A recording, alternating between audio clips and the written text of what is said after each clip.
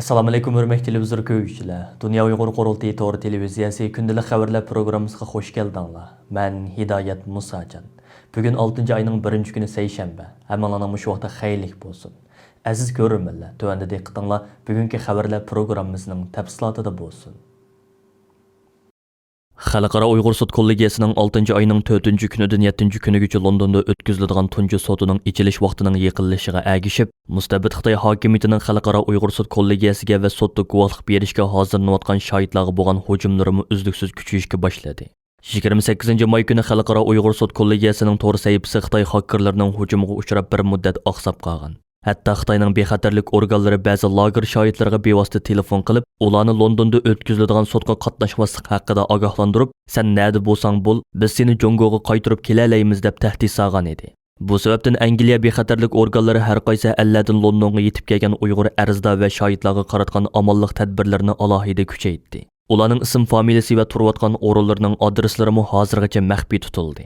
Angliya hukumatining belgilamasi bo'yicha bu davlatning chegarasidan kirgan har qanday kishi eng oz bir hafta karantin ostiga elinishi shart bo'lgani uchun 6-cı ayning 4-cü kuni boshlanadigan Uyg'ur sotiga bevosita qatnashadigan Uyg'ur va chet ellik guvohchilarmi bir hafta burunli Londonga kelib to'plangan va karantin ostiga ilingan edi.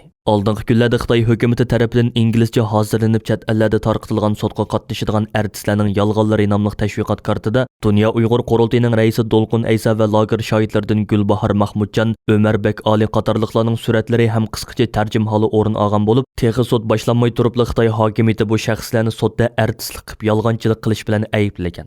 Bu qitimqi sudga bevosita qatnash uchun kelgan Uyg'ur shohidlarimiz xuddi muhojiratdagi boshqa qarindoshlarimizga o'xshashli sudning ichilish kunini cheksiz hayajon va taqozolik tuyg'usi ichida kutmoqda. Bu qitimqi sudga guvohlik berish uchun Germaniyadan Londonga yetib kelgan diniy ulamolarimizdan Habibullah Ahad apandi bugun istansimizning ziyoratini qabul qilib, o'zining Xitoyning tahdidlaridan parvoyi falak ekanligini bildirib mundoq dedi. Assalomu alaykum. Dunyoning har qaysi joylarida muhojiratda yashayotgan vatansuyar, millatsuyar qarindoshlarim, mening atim Habibullah. Men Germaniyada yashayman. Muşu sotqa 5-ci ayının 27-ci günü muşu London'a yetib geldim. Üzəmdənki anısı ve okulları, qarindaşları ve şu vətənimizdə qiynalayotgan qarindaşlarımız üçün guvalıq belgili yetib geldik. Biz muşu sotni hazır məni muşu vaqtning o'zida taqozolik bilan muşu karantinga qaramay, özümüzdənki nurg'unlagan işlariga qaramay, işlerimizni tashlab, muşu guvalıqni sharaf bilib keldik. Bu guvalık men uchun nihoyat qimmatlik. Chunki biz bizning holimizni so'raydigan, bizdan bir nima bo'lding, nima sening darding qanday deb so'raydigan, buni mush kunni taqozolik bilan kutayotgan, mush kun hozir kelishda biz nihoyat hayajon ichida, shaxsiy men o'zim hayajon ichida bu sotni kutib turibman. Bu sotda inşallah özümningki ailesi, anam üçün ve xalqim üçün guvohlik berman deb keldim. İnşallah muşu sotninki muvaffaq bo'lishini chin dilimdan umid qilaman. Cenab-ı Allah bizninki muşu bo'layotgan sotda g'alaba qilishimizga Cenab-ı Allah bizga nasib qilsin.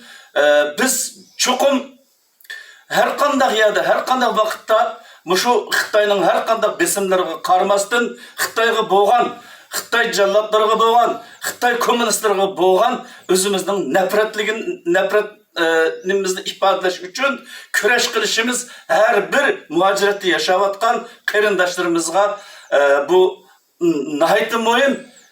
Men shuni deymanki, dunyodagi chet elda yashayotgan nurg'unlagan minglagan, necha 10 minglagan qarindoshlarimizdanki mening o'xshash dardi va mushu dardi va qarindoshlarimiz har vaqt, har zaman Xitoyninki har xil besimlarga, Xitoyninki mushu zo'ravon qilmishlarga qarshi tik turishinglarni umid qilaman va her vakitte cesaret buluşunlarını ümit kılımen, vatan sırtı yaşavatkan qarindaşlarımızdan hemimizdeki benim muşundak hikayesi var, hemimizden muşundak derdi var, derdinlerini anlatışka her zaman tirişişinlerini ümit kılımen.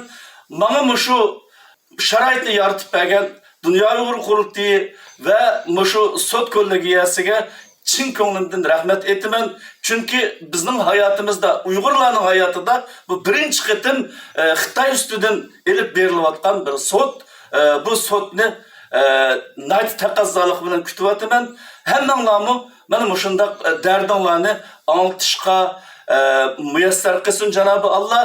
Hammanglar buningdan keyin mana mushundaq ishlarga qo'rqmasdan Xitoy jallatlarına, Xitoy kommunistlarına qarşı özümüzden ki şu zulümge sükut qilmasdan men mushundaq qahramonliklarni ko'z tutishinglarni umid qilaman. Hammanglarga ko'p rahmat. Koronavirusi sababidan 15 aydan buyon tunji qitim Yangi Zelandiyada bevosita uchirish ilib borgan Avstraliya bosh ministri Scott Morrison bilan Yangi Zelandiya bosh ministri Jacinda Ardern 31 may kuni e'lon qilgan o'rtaq bayonotida o'zlarining Hong Kong va Sharq Turkistonning kishilik huquq vaziyatiga yaqindan diqqat qilayotganligini alohida ta'kidlab o'tish bilan birga Xitoy hukumatini Sharq Turkistondagi Uyg'ur va boshqa oz sonli millatlarning kishilik haq-huquqlariga hurmat qilishga va Birlashgan Davlatlar Tashkilotining va boshqa mustaqil kuzatuvchilarning hech qanday cheklamaga uchirmay Sharq Turkistonga berib naq maydonda tekshirish ilib berishiga yo'l qo'yishga chaqirdi. Ular bayonotida yana bu masalada har ikki davlatning qarashining o'xshash ekanligini eskartib o'tish bilan birga Birlashgan Davlatlar Tashkilotining Uyg'urlarning kishilik huquq vaziyatiga yaqindan ko'ngil bo'lishga chaqirdi. Xitoy hokimiyati ikki davlat bosh ministrining yuqorqi o'rtaq bayonotiga shu kunli qattiq norozilik bildirdi. Xitoy Tashqi ishlar ministrligining bayonotchisi Wang Wenbin muxbirlarni kutib olish yig'inida qilgan so'zida yana koni muqomini bozorga silib, Avstraliya bosh ministri Scott Morrison bilan Yangi Zelandiya bosh ministri Jacinda Ardern Xitoyning ichki ishlarga qo'pollik bilan aralashish, Hong Kong va Uyg'urlar masalasida qalaymaqon jo'ylish, xalqaro qonun va tartibga og'ir darajada xiloflik qilish bilan aybladi. Texi yaqindili Yangi Zelandiya parlamenti Xitoyning Uyg'urlarga yurgizayotgan qilmishlarini og'ir darajadagi kishilik huquq tajovuzchilik qilmishi deb maxsus qaror qabul qilgan. Avstraliya parlamentidami Uyg'ur irqiy qirg'inchiligi haqida bir qancha qitim maxsus guvohlik yig'ini o'tkazilgan edi. Bir qancha oydan buyon Xitoy bilan Avstraliyaning munosabatlari borgan-sari yomonlashishga qarab yuzlangan bo'lib, Xitoy taraf Avstraliyadan bug'doy, sharob va kola go'shti import qilishga zo'r darajada cheklama qo'ygan edi.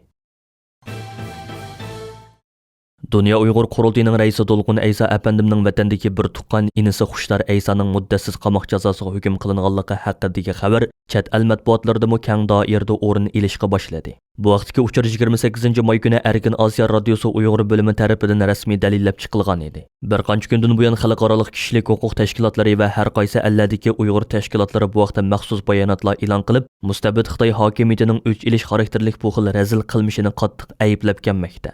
Qurultiyi markaziy ishxonasining bildirishicha hozirga qadar ko'plagan kishilik huquq tashkilotlarini, shundaqla Uyg'ur, Tibet, Mong'ol va Hong Kong tashkilotlarining mas'ullari bas-basda Dolqun Aysa apandimga bevosita uchur yo'llab uningdan hol so'rash bilan birga mustabid Xitoy hokimiyatining bu xil qilmishiga bo'lgan norozilik va nafratlarini ifoda qilishgan. Dolqun Aysa apandimdan hol so'rganlar ichida Germaniyaning Birlashgan Davlatlar Tashkilotida turishliq bosh elchisi va ba'zi davlatlarning parlament a'zolari bor. Ular Dolqun Aysa apandimga yo'llagan hol so'rash maktublarida Dolqun Aysa apandimning beshiga kelgan bu kulfatlarning chet ellarda yashayotgan ko'plagan Uyg'urlarning o'rtaq taqdiri ekanligi, Xitoy hokimiyatining chet ellardagi Uyg'urlarning vatandagi urug' tuqqanlarini ko'raga ilib olish orqali ularni milliy davosidan voz kechtirishga va ularning milliy irodasini sundirishga urinib kelayotganligi bayon qilindi. Xitoy doiralari o'tgan oydagi bir axborot e'lon qilish yig'inida Dunya Uyg'ur Qurultiyining raisi Dolqun Aysa apandimning Oqsuvda yashayotgan hadisini ekranda so'zlatib, Dolqun Aysaning oila tavobatlarining Oqsuvda xotirjam yashayotganligini ilgari surgan bo'lsa-mu, ammo doiralar Dolqun Aysaning 4 yildan beri hech qanday uchur ololmayotgan akisi Yalqun Aysa va inisi Xushtar Aysa haqida hech qanday ma'lumot bermagan edi. Erkin Osiyo radiosining aniqlab chiqishicha Dolqun Aysa apandimning inisi Xushtar Aysa 1996-yili Xi'andagi qatnash universitetini bitirgandan keyin akisi Dolqun Aysaning siyosiy masalasi tufayli xizmat tepishda qiynalgan. U 1998-yili bir qitim tutqun qilinib 2 yil kesilgan.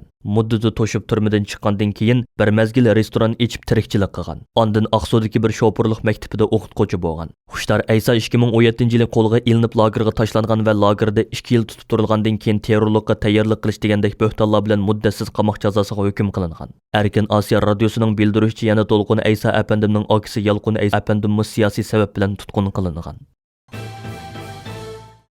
Londondagi Uyg'ur sotining ichilish vaqti yaqinlashayotgan bir paytda atalmish Uyg'ur Abtonom rayonlik partikomining sekretari Chinjuangu Urumchida bir qism Afrika davlatlarining Xitoyda turishliq bosh elchilar bilan uchrashib, Xitoy hokimiyatining Uyg'urlar ustidan yurgizayotgan jinoiy qilmishlarini aqlashga uringan. Bu yil kirgandan buyon Chinjuangu Xitoyning Uyg'urlar ustidan yurgizayotgan jinoiy qilmishlarda bevosita javobgarligi bor deb qaralib, Amerika va Yevropa ittifoqining orqa-orqadan embargo qo'yishiga uchragan edi. Шинжан гезитінің 31 maydagi xabarda aytilishicha atalmış avtonom rayonluq partikomining sekretari Chinchuango va avtonom rayonning qo'rjaq raisi Shuhrat Zakir Urumchiga ziyoratga kelgan bir qism Afrika davlatlarining diplomatlari bilan suhbatda bo'lgan. Suhbatda Chinchuango o'tgan bir necha yilda Sharq Turkistonda ijtimoiy muqimlik va iqtisodiy taraqqiyotda qaltis natijalarning borligi kelganligi, bu joydagi kishilarga berilgan yuzlagan huquqlarning, jumladan diniy e'tiqod huquqi va madaniyat huquqining alohida yaxshi qo'g'dilayotganligi, ammo g'arb dunyosidagi bir qism hasadxo'r dushman kuchlarning oqqorini ostin ustin qilib kompartiyaga batnom chaplayotganligi haqida vaz etgan.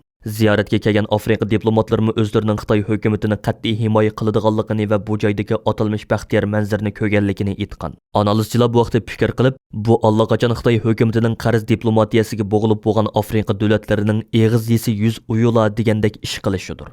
Xitoy hukumati allaqachon Uyg'urlarning diniy e'tiqodini va til yezigini ma'ni qilib bo'ldi. Ular mushu shaklda ko'p qaytim chet el o'maklarini oldamoqchi bo'lgan. Ammo ular faqat o'z-o'zini aldashdan boshqaga yaramaydi deyishmoqda. Shuningdek, Xitoy hukumatining hozirgacha bir mustaqil chet el tekshirish guruhiga ijozat bermaganligini buningga misol qilib ko'rsatishmoqda.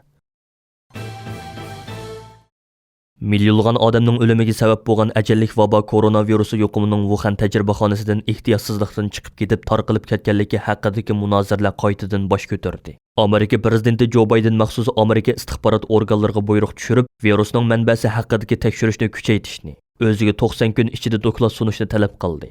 Ondan boshqa yana Amerikadagi yuqumga qarshi turish xizmatlariga yetakchilik qilgan xalqliq shaxs, davlatlik yuqumliq kasalliklar tadqiqoti o'rnining mudiri doktor Anthony Fauci bir yig'inda, "Men bu virusning tabiiy paydo bo'lganligiga ishonmayman. Meningcha biz Xitoyda yuz bergan ishlarni davomli tekshirishimiz kerak" degan. Aslida virusning manbasining Wuhandagi virus tadqiqot markazi tajribaxonasi ekanligi haqidagi paranglar sobiq prezident Trump mazgilida o'tirg'i chiqqan. Ammo u chaqda bu suiqasd nazariyasi deb qarilib qat'iy rad qilingan edi.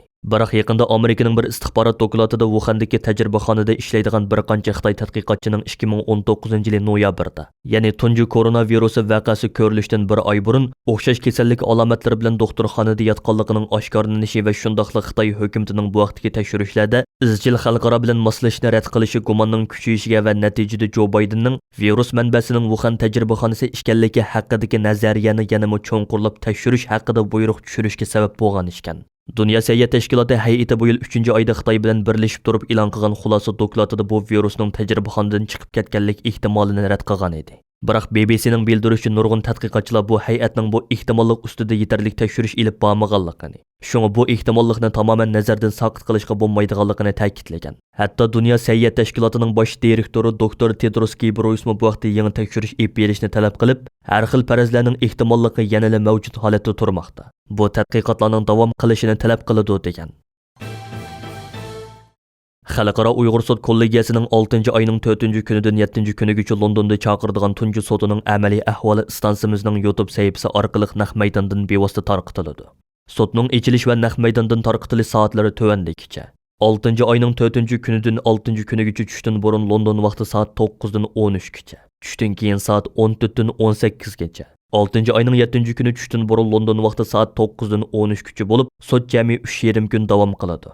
Dunya Uyg'ur Qurultiyi to'g'ri televiziyasining YouTube sahifasiga darhol obuna bo'ling va bu tarixiy sud haqidagi mo'l mazmunli maxsus programmalardan vaqtida xabardor bo'ling. YouTube sahifamizning adresi Dunya Uyg'ur Qurultiyi. Hurmatli televizor ko'ruvchilar, yuqorida Dunya Uyg'ur Qurultiyi to'g'ri televiziyasi күндىلىك xəvərlər proqrammisini diqqətinizə sunduq. Keyin qaytamlıq proqramımızda görüşəylik. Görüşkücə aman boğaysızlar. Xeyri xoş.